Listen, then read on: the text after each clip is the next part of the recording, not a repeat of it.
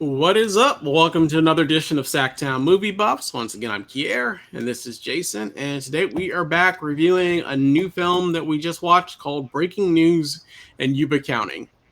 So before we get into the actual review of the movie itself, there's a specific reason why we actually wanted to watch this movie. For those of you who don't know, we're SacTown Movie Buffs, which is based out of Sacramento, but about 45 minutes north. Jason and I both lived in Yuba City, which technically isn't in Yuba County, but it's like basically the next county over. So Yuba City, Yuba County. So it has that connection. And so when we first heard about this movie called Breaking News in Yuba County, I was already interested. I was like, oh, this should be really cool. I wonder if it's going to be, has anything to do with Yuba County itself and kind of where we grew up. And I think that's kind of what initially got us interested in wanting to watch it. And I assume you feel the same way. Yeah. I mean, Yuba County is just, it's not. You don't hear that mentioned very often. You know what I mean? Like outside of Yuba County, and yeah, like it's kind of strange. We lived in Yuba City, which is not in Yuba County. Yuba City's in Sutter County, but they're basically, they're across a river from each other. Yeah. So, we were in Yuba County a lot too, because it was, the city next door and all around there. But Exactly. Yeah, so I mean, Yuba County, you don't ever hear that very often. And then when I saw, like, it was, it's a, pretty high-profile director. It's got like a cast full of, really talented people. I was like, yeah, my interest was piqued for sure. Yeah. And supposedly the director, from what I read, actually did spend some time as a kid in Yuba County. I was told. I read that somewhere. I don't know if that's true or not, but I did read that somewhere. Somebody had said that. So it was kind of sort of the basis of it. But before I get into the review, I just want to let everybody know that, especially if you're from Yuba County or from that area that we grew up in and you're watching, this is actually filmed in Missouri. So it's actually, it has nothing really to do with Yuba County as a whole or anything of that nature. So. Oh. And I was just going to say, like, another reason why I think both of our interests was, piqued by this movie is that, there's, no offense to Yuba County. I love Yuba County. I love Yuba City, but there's not a whole lot going on there. You know what I mean? So it's just kind of surprising, like, oh my God, all these people were there filming, but they weren't, but still, they I mean, Yuba, the words Yuba County associated with an Oscar-winning, director of an Oscar-winning film and a lot of talented actors and actresses, it was cool. Felt cool, Yeah, I agree. So that's kind of what piqued I think both of our interests. But long story short, before I get into the review, it is definitely not filmed in Yuba County. No. And so if you're going into it thinking, oh my gosh, you're filming this in our city, they're not. There's not going to be any recognizable places or anything of that nature. So the only probably, other than the name, is probably going to be that it seems like it was a small town also. You know what I mean? That's probably the only other coincidence, for the most part. Yeah, looking at it, it's pretty clear they were going for kind of like an apple pie suburbia, picket fences and green lawns, and there's not a whole lot of options for that around Yuba County, No, definitely not. No. Yeah, so it's just not that kind of landscape, really. So I can see why, if that's what they were going for, they couldn't actually film it there, Right. Yeah, for sure. I agree. Yeah. Well, without further ado, I say we get right into it. So I'll go ahead and take this one on and bring that in. So Breaking News in Yuba County, it's got a lot of recognizable faces in there. I can't say they're all like A-list stars or anything like that, but a lot of the people you'll recognize from various movies, and they've been in a lot of things. So it stars Allison Janney, who basically plays a wife, and it's her birthday, and she's like, I don't know, feeling a little down. I think she just feels like no one takes her seriously. The people at her job, they don't really notice her. In fact, there was like, she's in the break room, and they threw like this like surprise like birthday party, which she thought was like for her, and it ended up being like for another coworker. So they just completely just kind of like ignored her, and so she just was feeling kind of like neglected and that sort of thing. Meanwhile, she's also married. Her husband, who's kind of not a really caring guy. It's not a big spoiler to know that he's actually, seems to be having an affair and is not that interested in her. And so she's like trying to make like dinner reservations with him for her birthday. She has to like go buy her own cake and that sort of stuff. And then she basically, you know, is upset because, you know, he basically leaves, doesn't wish her happy birthday. You know what I mean? Doesn't seem like he has much interest in her. And then she ends up seeing him like going, like leaving his job, with like, you know, a bag and like some flowers. And so she decides to like basically follow him. And long story short, she follows him to like a hotel, and he's in there basically kind of having an affair, basically. And so she basically barges in and startles the woman that he's having an affair with, and he also startles and basically has a heart attack and dies. So that's the kind of the basic gist of the film. And then it's a little hard to describe because there's a lot that goes on. There's a lot of different elements here. He also was involved in like money laundering. He worked at a bank, so he was also involved in money laundering. So he basically had like a suitcase full of like millions of dollars with him. That basically there are some very bad people played by like Awkwafina, and she has a partner, and their dad basically were using him to like launder money. So now, you know, they're looking for him. They want to basically get their money and get it laundered. And without going into too much spoilers, basically after he dies, she decides instead of to call the police, she basically decides to, I guess, kind of hide the body, if you will, to get like, I guess, attention that she doesn't feel like she's getting. But meanwhile, these people are looking for their money, so they want to find him, and they of course want to find their money as well. Subject to that, so there's a lot of plot in this movie. Actually, it's kind of, you know, really hard to describe, I guess. Basically, subject to that, her sister, who's much younger, is Mila Kunis. Yeah.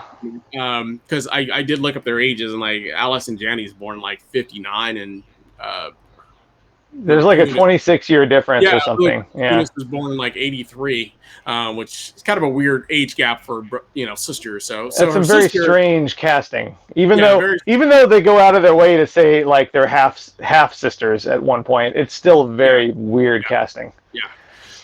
Super strange. So there's a lot of people in it. Her sister is played by Mila Kunis, who's like a low TV reporter, and basically, you know, gets involved with her to like basically, you know, wants to like break the case and kind of film, you know, her like, you know, sobbing and being sad that her husband is missing.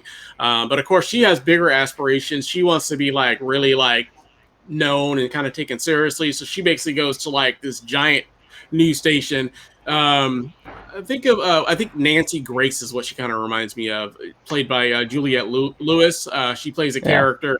It's kind of like a Nancy Grace, like, you know, a big like tabloid person that gets, you know, these people on TV and does these sob stories.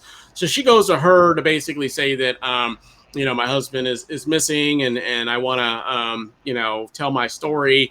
And initially, Juliette Lewis's character is not that interested in the story until she basically ties it into another story that Juliette Lewis was focused on, which happens to be involved in a missing girl. And so she basically lies and says, oh, well, he knew what happened to her, you know, this little girl. And so she's like, oh, well, okay, well, let's set up the camera. And they kind of do an interview, and they kind of go from there. So that's that part of the story. And then subject to that, her husband also has a brother who just got out of prison.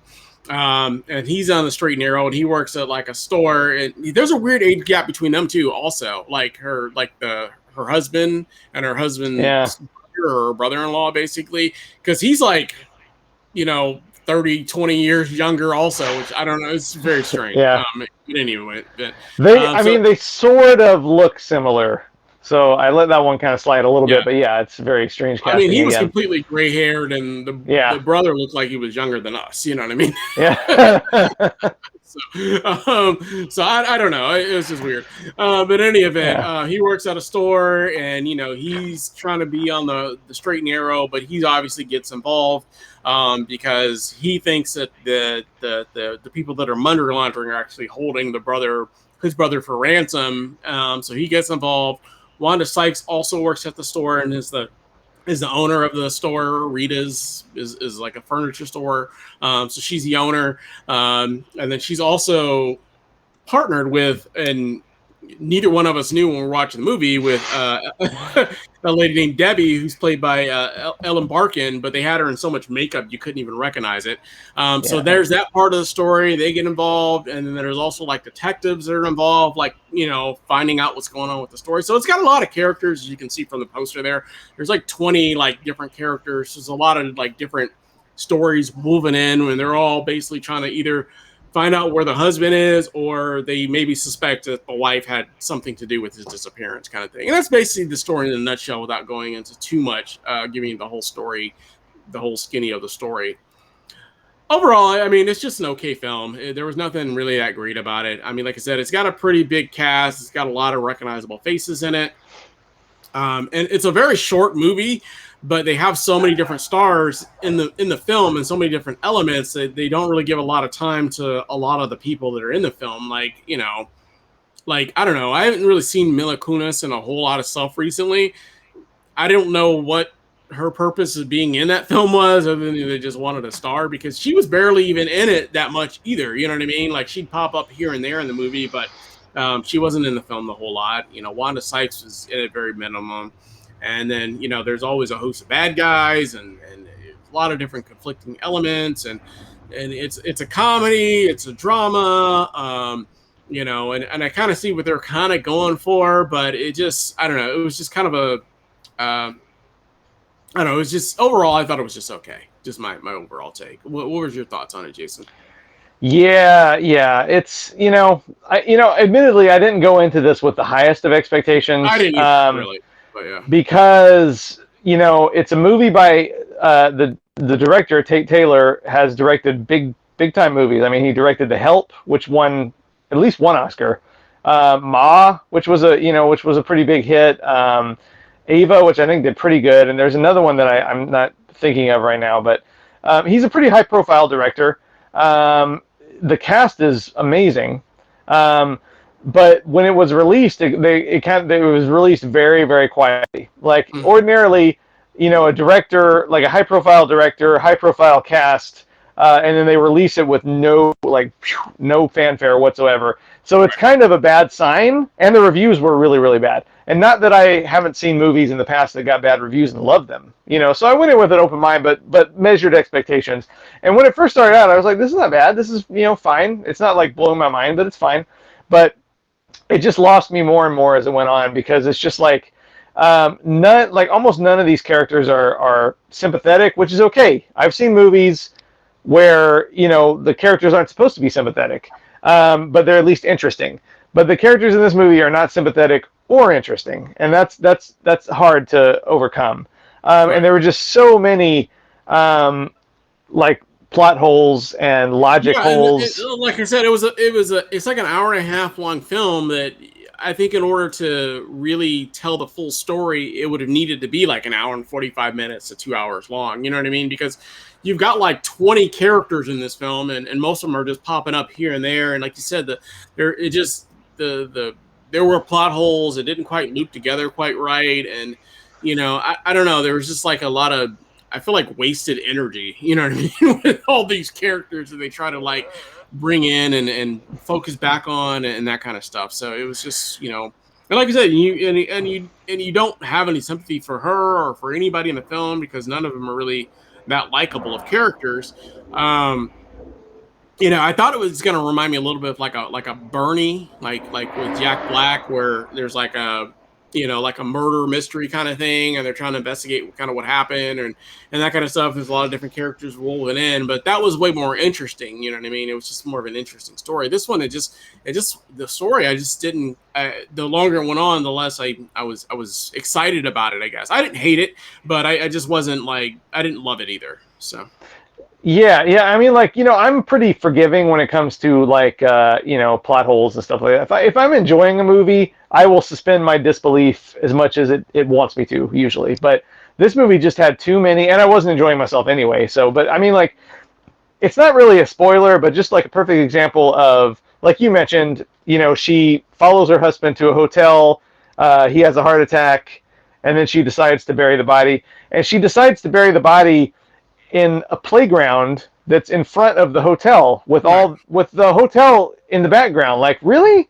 Like you're just gonna bury a body there and no one's gonna see Yeah. it. Yeah. And just Later even on, her there's like a motives. standoff. There's like a standoff with like guns over there, and like that's just happening right in front of a hotel. And there's really, I mean, like then that's just one thing. One thing that just like this doesn't make any sense. This would never happen. So it just kind of makes the movie totally meaningless.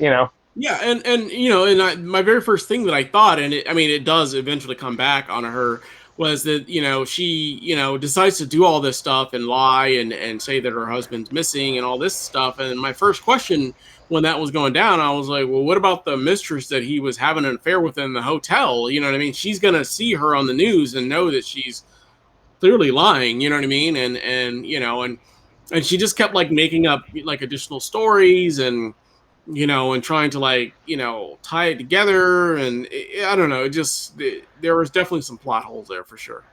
Yeah, I mean, I don't need a movie to be realistic like this, No. but I need to be able to like take it seriously. And this movie just made it impossible to buy into what was going on, And the cast is great, but the characters weren't that good, and overall it just felt like sub Coen Brothers, sub Tarantino kind of. That's what it was going for, is kind of one of those like multi-story, like violent, kind of funny, kind of shocking. I will say it had a surprisingly high body count, but even that was like not really believable what was going on, But yeah, it just was not good, And it kind of sucks to have to say that, probably the one and only movie that'll have, of all things, Yuba County in the title was with all these stars, with this high-profile director, was like, I can see why they just kind of dumped it out with no release hardly at all,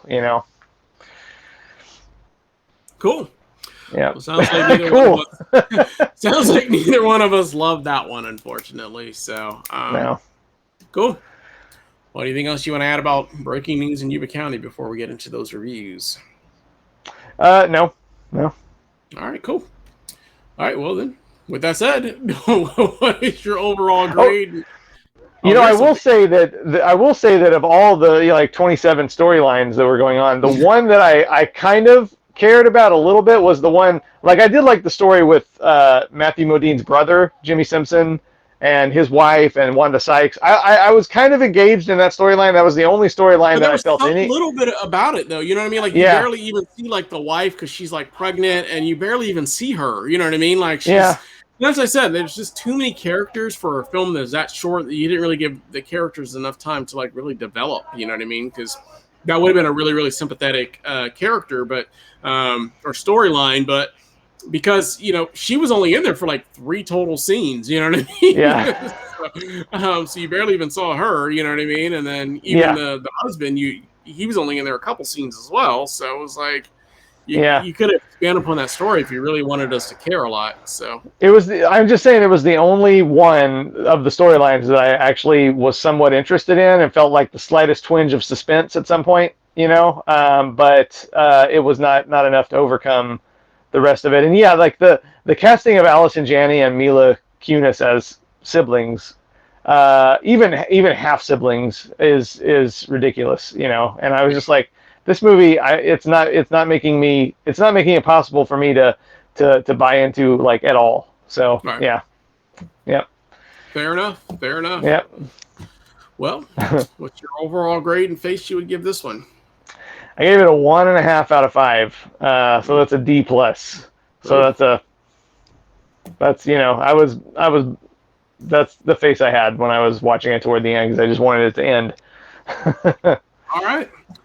Well, I mean, I didn't hate it quite as much as you did. I didn't give it a 1.5 out of 5, but I did give it. I gave it a 2 out of 5. Like I said, it did have some value. There were some funny parts, and some funny parts, not a whole lot, But like I said, it did have some issues. So I gave it a 2 out of 5, and I'm just gonna give it kind of a straight face. So just to. So I didn't hate it. It wasn't terrible. It's not the worst way you're going to spend 90 minutes of your time, in my opinion, but it definitely wasn't great either. So just kind of like, move on to the next to the next film pretty much. So sorry, Yuba County. Sorry. Well, let us know in the comments. Have you seen breaking news in Yuba County? Did you like it? Did you not like it? Like I said, let us know in the comments. Obviously, if you like the channel, we ask that you like, subscribe, make sure you hit that bell notification so you don't miss any of our updates. And we'll be back again soon with another show for you guys. We thank you for watching and hope you have a great day. Bye.